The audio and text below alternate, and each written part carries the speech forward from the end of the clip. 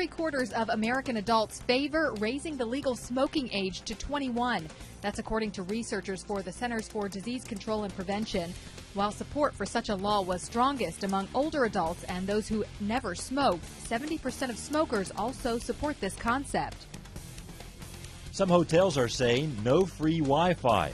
The reason? They've lost money from other revenue sources, such as phone calls and movies. Here's a tip: sign up for a hotel loyalty program. That usually gets you free Wi-Fi. Bad Chinese food may be a disappointment, but as a dissatisfied diner in Alliance, Ohio learned the hard way, it is definitely not an emergency.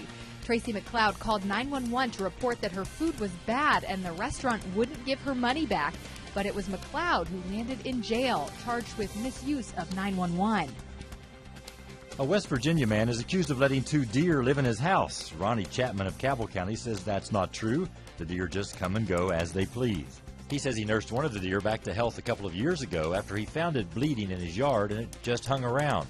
But DNR officials say there's enough evidence that indicates the deer were living full-time inside the house.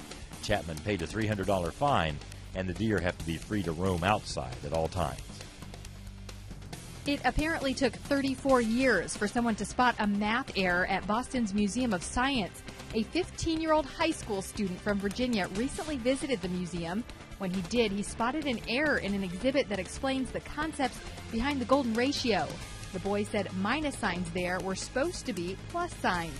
The equation has since been corrected. There you go, 5 things to know before you go to bed.